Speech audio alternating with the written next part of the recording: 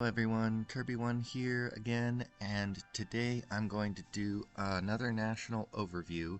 We'll continue the Asphodel series in tandem with this, but this is going to be the start of another sort of shortish series, and for any long-time followers of my channel have been watching me, you will note that I tend to not put up any games that I win, probably because I don't win a whole lot, but also most of the times I tend to get burnt out with life stuff and don't finish all of my series. So don't worry, Asphodel series will finish. It ends around the mid-game mark, so not too many spoilers, but there's a few turns left yet, but it is not a particularly long game. This game as well is going to be a game relating to Phaeacia, but is also not a particularly long game for me. But I was doing this game with a bunch of other YouTubers, and they have already been putting up their versions and viewpoints of the game. I highly recommend checking out Darkside Cookies, The False God, Kidsin, and who else? Distant Horizon. I think Zan will probably be putting up his maybe at some point. A bunch of us were all in this game, and we were all putting up our versions of the game, and I did not win. In fact, I got pretty quickly raffle stomped by none other than the great Asphodel themselves. Before actually all of the new great patches were out. This was indeed a long game for the players who made it all the way to the end, but it is now over as well, and I did not survive. So this is going to be a bit of a tricky national overview because for Phaeacia I have not yet won a game, and in Dominion 6. I won a few games in Dominions 5 under various circumstances, but so I like to tend to do national overviews after I have a good enough grasp of the game that I'm able to successfully play them. In this particular case, I have not been able to successfully pin down what I can do to survive, mostly actually in the early game or in mid-game for Phaeacia, and that's just me learning how to play and not being super excellent at the game and struggling with particular mechanics. But unfortunately, this is going to be one of those videos that I most despise, which is mostly theory crafting. You gross. But we're going to talk about the national overview, and we're going to look at the nation of Phaeacia. So with regards to Phaeacia, you can actually go to older videos on my channel and see that I did a two-part national overview for them. No series attached to that, but there was so many mechanics and summons and etc. to discuss with Phaeacia that I needed to break it down into separate, quite large chunks. The interesting thing about Phaeacia going from 5 to 6 is that there are a handful of key elements that Phaeacia kept that are pretty much the same that I can list off right off the bat here, which is basically sailing has not changed for them, including their dark ships sailing. So that entire mechanic that I did a video on already in the Dominions 5 version is pretty much exactly the same, so I don't need to go over that a whole lot again. And related to that point, their start of island start or coastal start, as I described as well in the old Dominions 5 version of the video, is relatively unchanged. So that is a thing that you have to consider as well if you are able, and if the Game Master allows you to do an island start. Learning how to navigate being on an island and starting as an island nation, and then being able to defend and fight underwater are both challenges that you will have to learn how to overcome if you are playing this nation. So aside from those two things, you look at the general roster and even the summons and even the forged national items of Phaeacia, and they are exactly the same. However, the massive changes that have come to redistribution of magic paths reshuffling of certain spells, and then also just sort of the new introduction of certain spells and the spell casting AI as it is in the current state of the game without any mods, have all led to significant changes in the way that Phaeacia is played as a nation. And I think that's the part that I struggled with a little bit in terms of wrapping my head around what I should do in order to survive an early game rush. And of course, you also have to have all of that next to the fact that there are new nations, there are changes to existing nations, there are strength buffs and weaknesses and all sorts of different things outside of your own nation that you have to contend with in the Middle Age. So let's go ahead and get into the actual national overview. So for starters, we have the same thing as before, which is that you can start on an extra rich island, and that extra rich island essentially comes with a free site, which gives you extra upfront resources and gold, and that helps counterbalance the fact that you're not going to have a cap circle because you don't trace connections for resources and administration for gold and stuff like that from water to land provinces. You have ocean sailing, which comes in two forms. You have the sailing tags on only certain commanders in your roster, such as the Storm Captain and the Phaeacian Priest and your Scout and also the Phaeacian Captain. We'll have to go over that aspect of sailing in a moment. But you also have Black Ship Sailing, which allows all of your commanders to have sailing, unlimited sailing of both size and number of troops between any province that starts and ends in your dominion. And that can be enemy provinces, which means you can dark sail attack an enemy province with your own commanders and stuff like that if you're able to get your dominion over there, which can incentivize high dominion plays. And the reason you would do that is because you don't have particularly strong priests. Related to your sailing, you get income bonus in coastal fortresses, which is great. You have a high incentive of building basically all your forts in coastal provinces if you're able to. And you get Special Gigantes event that happens every year, which adds units that are not on your national roster here, which can be fun as well. Your magic access is going to be high air. Water can be pretty high as well.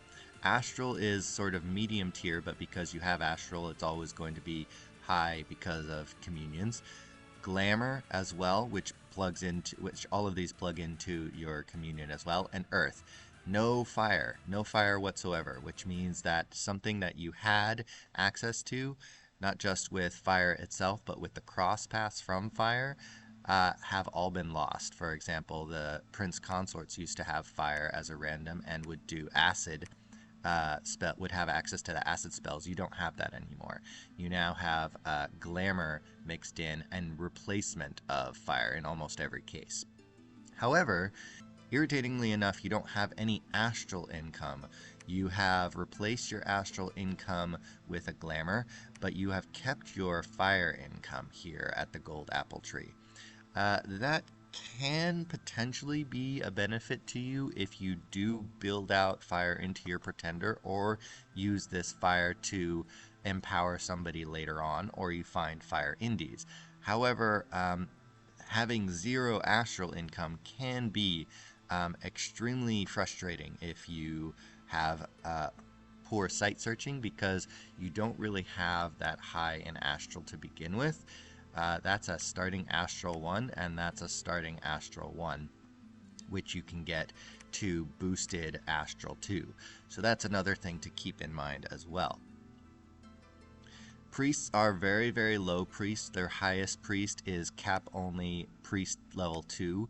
So, and you don't have any summonable holy 3s other than things like Bishop Fish or stuff like that. And there's that Dark Vessels in your Dominion kind of thing. Then for Scales and Blesses, you have no bless bonuses for less bonus points, but you have a productivity +1, which is quite rare actually, and magic +1, which can help you a lot in research if you decide to go that route. Productivity +1 will really help because you have a couple of resource-intensive troop options, including your cap-only sacred, which is extremely resource-intensive. And you start with a fortified city, and by standard forts, it actually means you have fortified cities. You don't build forts and castles in the same way as other nations. You have a higher administration bonus, but lower wall defense strength from your forts, and that's universally across all of your forts. As far as your roster goes, you have your human-sized troops and you have your colossi-sized troops. In Dominions 5, it used to be the case that humans were size 2 and colossi were size 3, which meant that you could only fit 2 to a square up to the maximum of size 6 of the colossi, and you could only mix 3 humans in to a square of the same. However, because you have gone up to size 10 now, and your colossi infantry are size 4, you still have that same ratio, but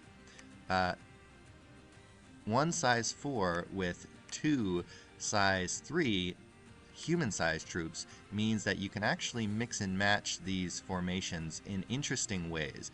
So there may, I emphasize may, be a potential use for recruiting human troops to mix in with your colossi troops to get denser formations of higher hit point values, which can be pretty interesting.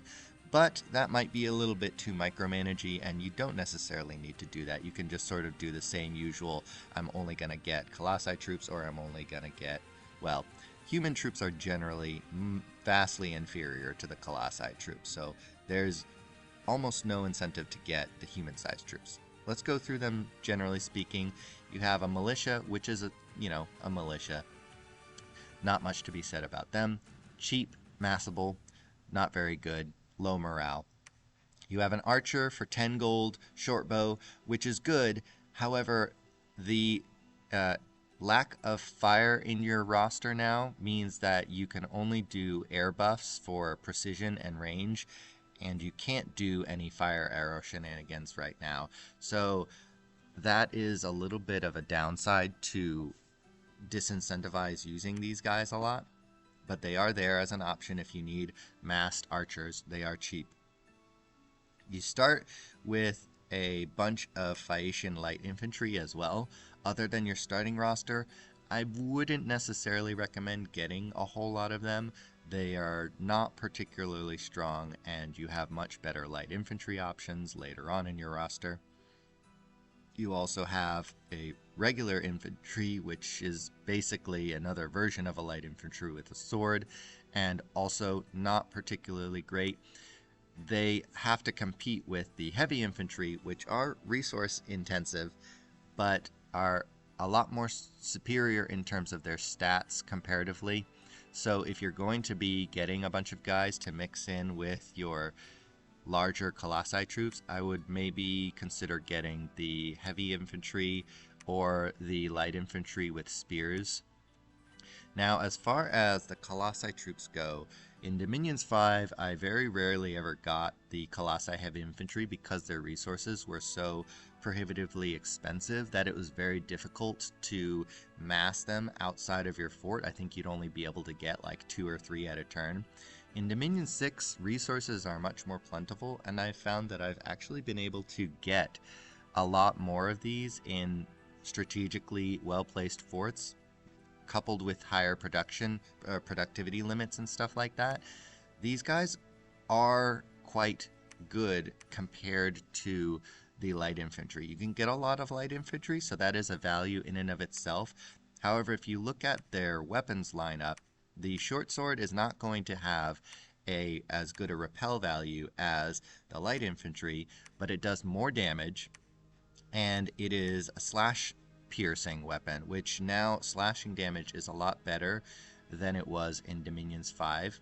And you have much higher protection, which can be quite significant, especially since you can still do things like temper armors and stuff like that with your earth randoms. So I do think these guys are quite a bit tankier. Now, the main role that I found for Phaeacian troops after expansion is simply line holders. They're not going to be super killy, but that's not their purpose. They sit there and tank while the mages do the damage and kill the stuff. So as better tanks, these guys are better. They also have about the same morale, but that's okay. And if you look at their gold upkeep, it is actually the same as a light infantry. So if you are able to dish out the gold and the resources for these guys, they are the same in terms of long-term value, just having them sit around and wait until your wars start. Ironically, you can actually say the same for the Orichalcum Guard. They also cost 16 gold a year, which is exactly the same as a light infantry. But other than that, they are quite expensive, and they are cap only, and they are heavily resource intensive. You can not really rely on massing these guys. Even if you got like your full cap, let's say you started in like landlocked and you had 6 provinces in a cap circle and most of them were mountains or forests or something like that, and then you took high productivity and 10 Dominion candles, you still probably wouldn't be able to get 10 of these guys. They're just so expensive in terms of resources.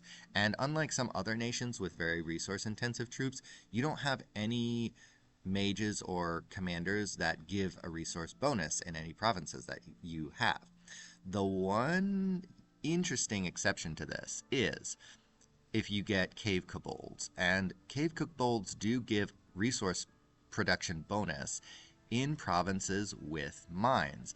And what is interesting is that the extra site that you can get in your capital, the Orichalcum mine, if you start as an island start, counts as a mine.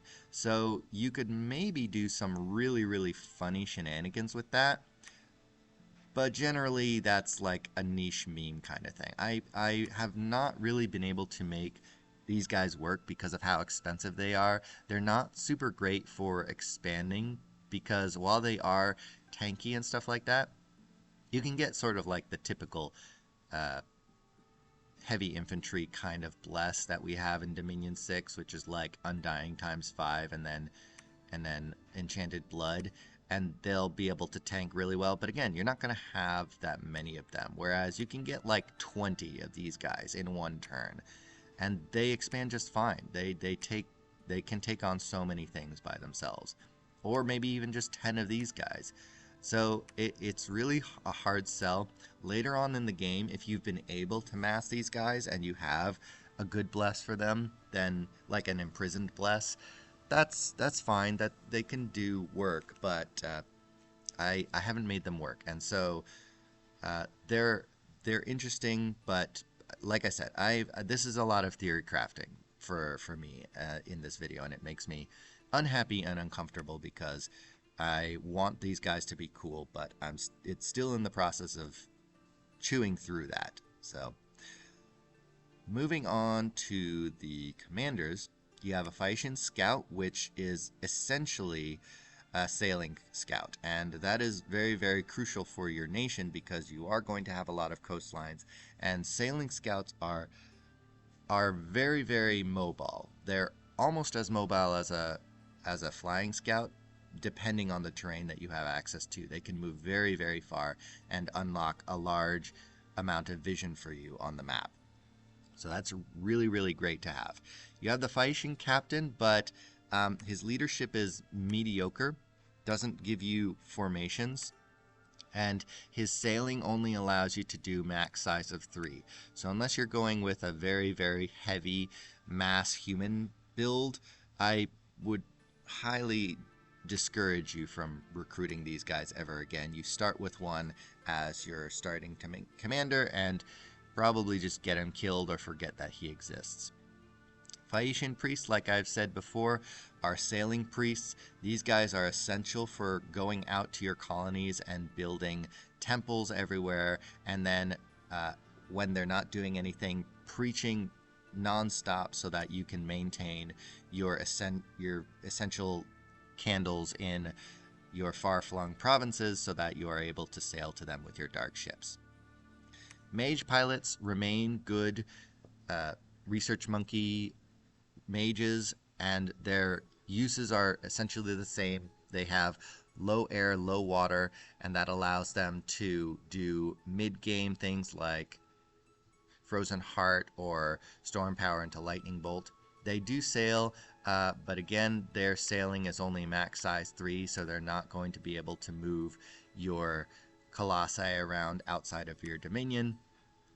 And their leadership is even worse than your Phaeacian captain, so they are there if you need to move things around, and they have magic leadership for that purpose as well. But they are so heavily outclassed by the Colossi Weaver that unless you are just needing a bunch of research monkeys, get the Weaver.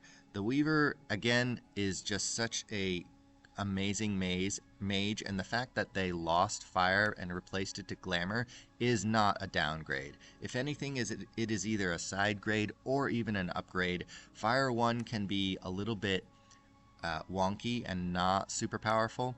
It was quite good in conjunction with the Astral Crosspath because of the Fire Astral, but even that, you have now Glamour Astral, and Glamour Astral is really, really, really strong. Again, the Wind Caller exists as an option in your coastal forts, slow to recruit and more expensive than the Weaver, but they're just such in heavy competition with the Weaver that I very rarely ever want to be getting these guys specifically instead of a Weaver, especially one instead of 2 Weavers because of the slow to recruit aspect of it. And lastly, you have your Storm Captains, which remain excellent thugs. I think that the way that thugs have been nerfed in Dominion 6 did not affect these guys as much as it affected other types of thugs, because the types of thugs that seem to have generally been nerfed the hardest are the ones that relied on protection and regen and things like that. Stacking high protection and regen and tanking things that way. Personally, I never actually used Storm Captains that way. What I would tend to do with Storm Captains is I would see this 3 negative defense right here, and I would say, how can I get rid of that and boost their defense, and then use things like Mist Form and Quickness or Liquid Body to get these guys to be high defense thugs.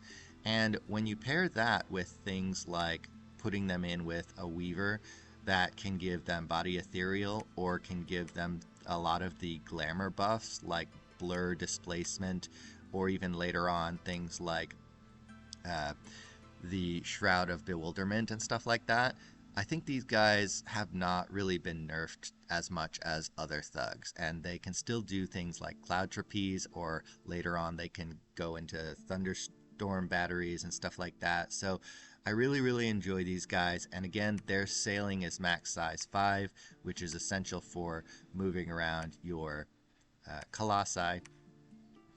And lastly, you have your cap onlys. Now, in Dominions 5, I very heavily incentivize getting Prince Consorts on repeat over Colossi Queens. Colossi Queens were still good to get you into slightly higher astral communions and stuff like that, because they had paths that would slot in well with the Weavers. I think that's even more so the case now in Dominion 6, and I have started really wanting to have more Colossi Queens than Prince Consorts.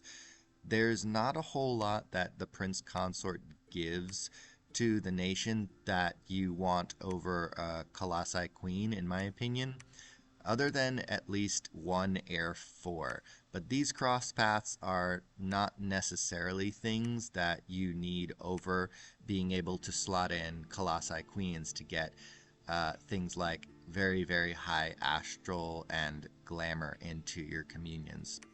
So I've been thinking that I like the Colossi Queens a lot better than the Prince Consorts. But just generally speaking, because you're looking at your nation and you're saying, where are my sacreds? I have one foreign recruit Holy One priest that is human and not very special. And other than that, everything else is cap only. I don't think that you really want to be focusing your bless around things that make your sacreds particularly strong, and because of that, you still wind up leaning more into a imprisoned scales build with maybe like an imprisoned surprise of like regen or something like that. But what that does free you up with a little bit is that your pretender is going to be, in my opinion, used for very important things that allow you to break into cross paths that you don't have, or higher magic that you don't have on your nation. If you play Phaeacia with just sort of like a low path pretender, you're not really getting anything outside of your national paths, you're really going to notice the fact that your earth magic is very, very low. You have Earth 1 on your Weavers as a random, and you have Earth 1 on your Prince Consorts as a random.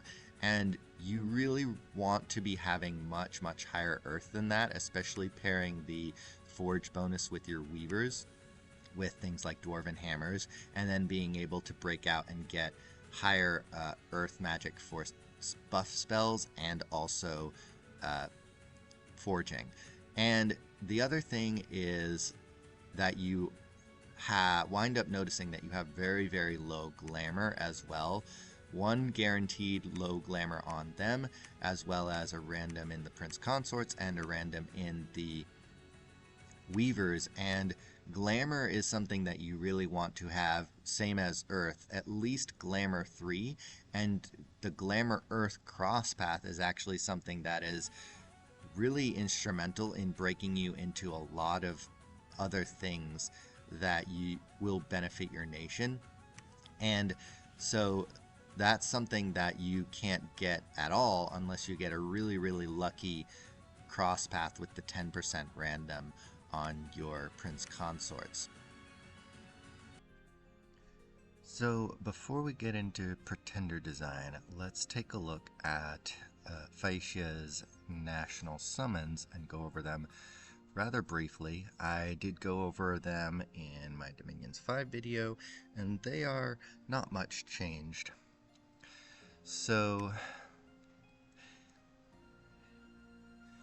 in Conjuration, we have Pride of Lions, which you don't have nature access to, but you get a lot more lions for. So if you had this on your pretender, or perhaps found some indies or a throne that gave you nature mages, it gives you a lot of lions, a lot of chaff lions, and they have low MR and stuff like that, but they're alright. Probably won't come up that much. Hound of Twilight you also don't have the paths for, so is probably not going to come up that much. Hasn't changed much except for the way that its size ratio is accounted for due to things being up to size 10. Hesperide is still the same Hesperide as always.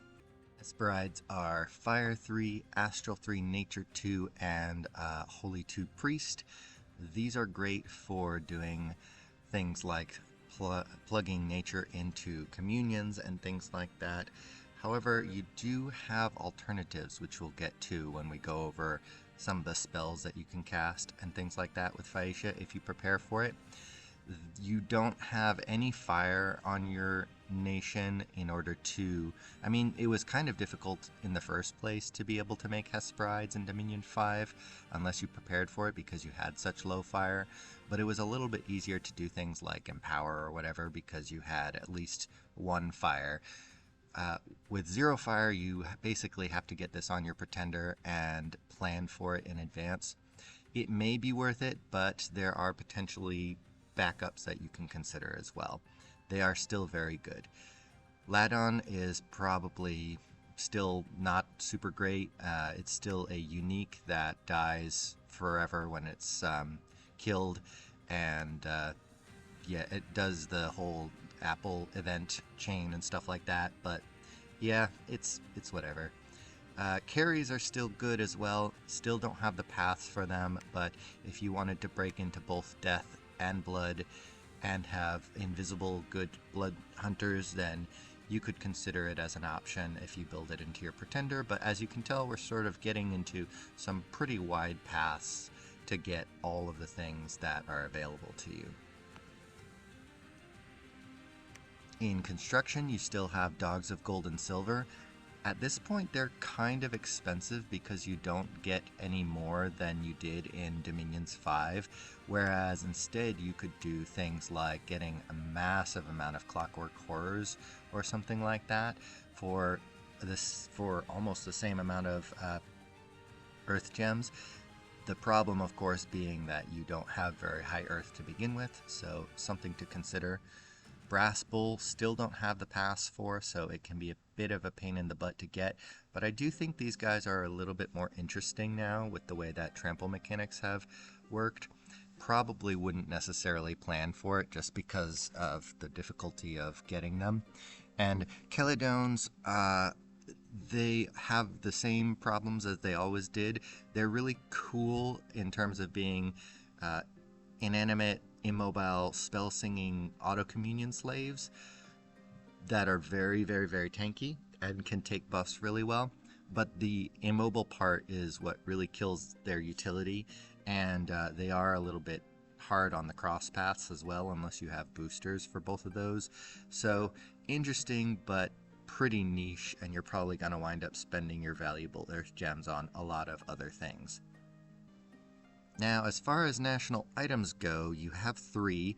The Windcatcher Sail is unique to you and is basically simply a miscellaneous item for air gems that is going to make any commander equipped with it be able to sail one province farther, and that works for both normal sail and the Dark Ship's ability for Phaeacia as well. And then you have 2 pieces of potential armor that you can make, and both of these can be made by different randoms on weavers, and that makes them very, very cheap because they're 5 gems total. If you stick a hammer on them, then that's 3 gems off of this, and that makes them 2 gems total, 1 astral and 1 water, and they are actually really, really awesome items. I have legit used these for thugging for my storm captains before, because it focuses heavily on their defense stat to boost them, because it replaces their negative defense armor with a positive defense armor, adds Twist Fate to them, and if you self-buff with things like Mist Form and Liquid Body, then you can really get pretty heavy tanky guys with a bunch of defense, and just sort of not rely on their protection thugging. So these can be pretty cool. And then the Construction 7 version gives Reinvigoration, which then can be very, very good on your mages. And again, with hammers, cost 1 gem of each, plus the mage turn, of course, to make them. So these can be really good mage items because they give not only Reinvigoration and auto Twist Fate for surviving against battlefield-wide things like Earthquake or whatever, firestorms. You can also get higher magic resistance as well, and then stack this with things like Amulet of Anti-Magic or the Lead Crowns or things like that. I think, yeah, Crown of Lead, and get really, really high anti-magic or magic resistance on your mages. So now let's get into generic pretender design conversation territory. I'm not going to particularly provide any suggestions for pretenders, but what I'm going to do is I'm going to talk about the kinds of things that Phaeacia as a nation wants in order to help it survive some of the potential dangers that it has. So the things that Phaeacia can have come up in a game that it could potentially struggle with are defending against a heavy bless rush by things like Sacred Cav or strong giant nations or stuff like that. Getting overwhelmed by large horde nations such as Scaleria, Airmore, Asphodel, things like that. And then also another thing is fighting into underwater, and this can be an extremely big problem if you are an island start nation, but even if you are a coastal start nation, you can find that it can be problematic to have water nations or amphibious nations on the border of your capital, which is a coastal capital, and having a bit of difficulty figuring out how to get underwater to fight them back. Another thing that you typically seem to want your pretender to do is to be able to have cross paths for some of the things that you want. At least for me, I like to have boosters, and I like to be able to decide if I want to try and summon any of my special summons like Hesperides or things like that. So in my mind, some of the most important cross paths, and we're going to pull up just some generic guy like Eldest Cyclops. Some of the most general cross paths that I want to aim for are Glamour, and at the very least Glamour 3, which if you're taking an immobile, very, very important with Dominion 6 to make sure that it's Glamour 4 because of the inept Smith problem. And the reason you want Glamour 3 is to be able to forge the Glamour booster, which is this Gossamer Veil right here, and it costs level 3 Glamour. This will break all of your other Glamour mages into higher paths for being able to forge and cast things. On top of that, the other booster comes with Earth 2, or for an inanimate Earth 3.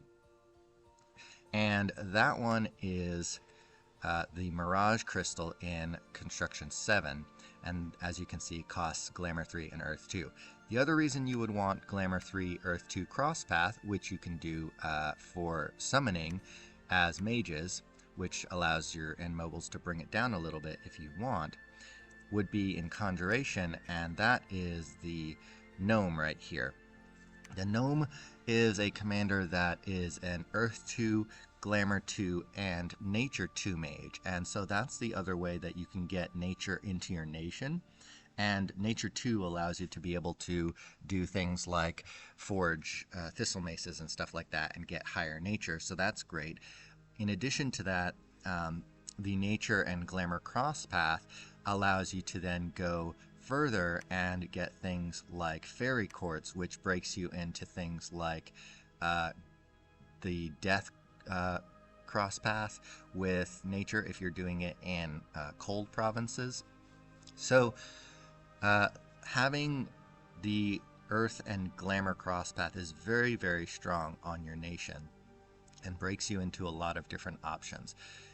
At lower levels, you're also able to summon Blue Caps, which can be good commanders for getting into Earth 2. It sort of trades the Glamour 2 Earth 1 crosspath for a Earth 2 Glamour 1 crosspath, and so they can be very fun as well.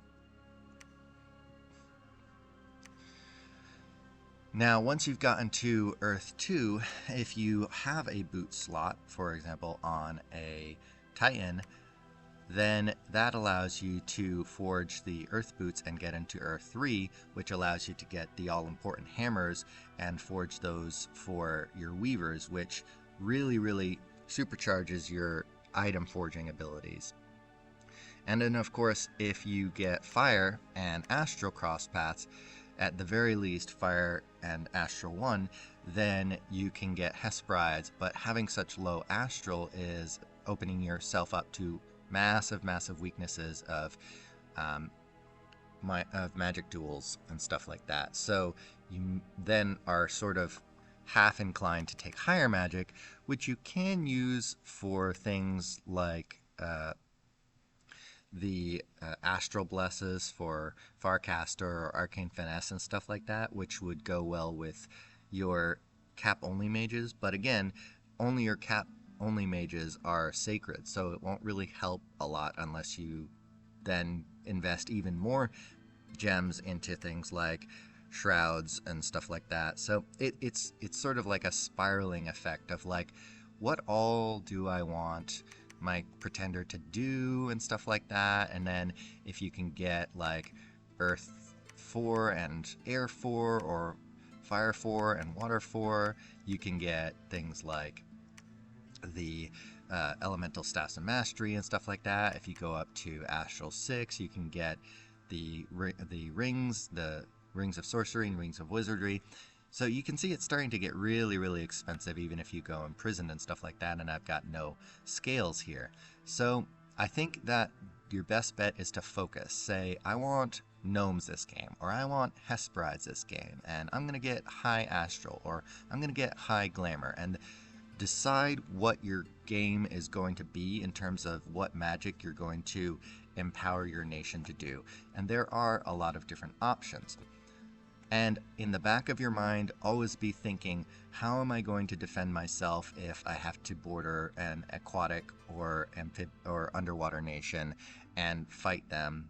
And so the kinds of things that you can do are, you can take a pretender that has big water breathing and is aquatic or amphibian and stuff like that. But the problem is that Titans are, in my mind, sort of suffering from the weaknesses that thugs have sort of had to deal with. They can't really seem to tank armies by themselves as efficiently anymore. They tend to get surrounded down and killed very easily. So it's something to consider. It can be a little bit hard. I've actually played around with Bronze Colossus in one of my games, and they got smacked around. So they're struggling a little bit in terms of the kinds of things that you can do.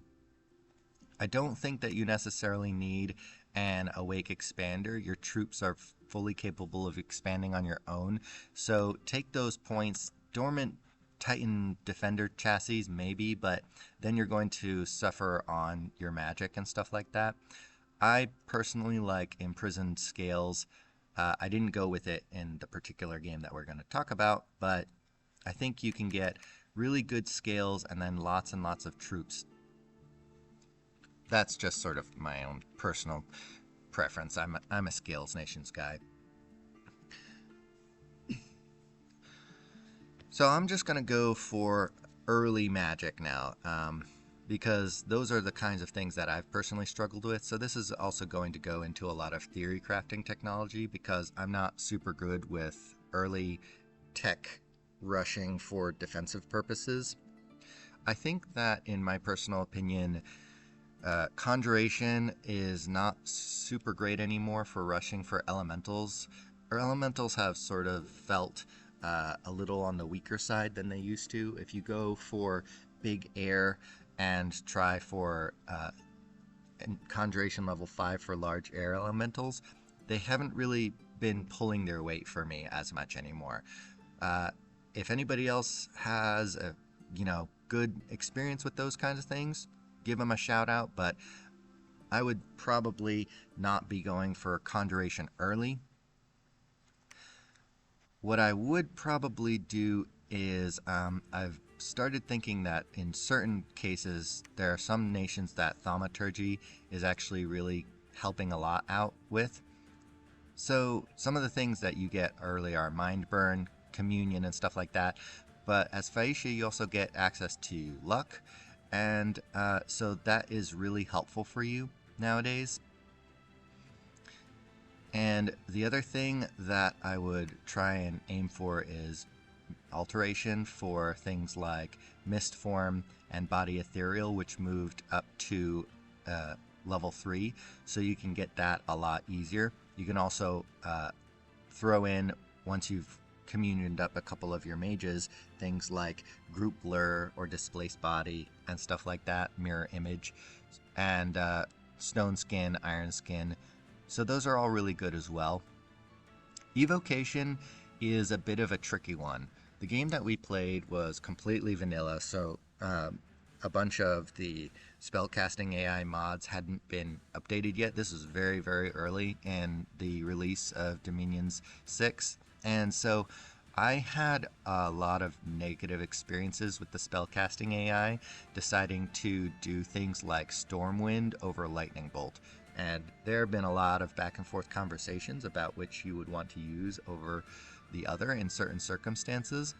Personally, there are a lot of circumstances where Lightning Bolt is going to kill a target for me, in my opinion, whereas Stormwind will not. Stormwind will do stun damage, which is a one-turn stun effect that can break up enemy formations, but the problem is that the spellcasting AI in vanilla games seems to over-prioritize Stormwind because I think, and this is just speculation on my part, I think that it overcalculates the wide area of effect with the high potential damage of 8 minor blunt damage, but it doesn't account for the fact that that potential damage of 8 is max 1 point of capped damage.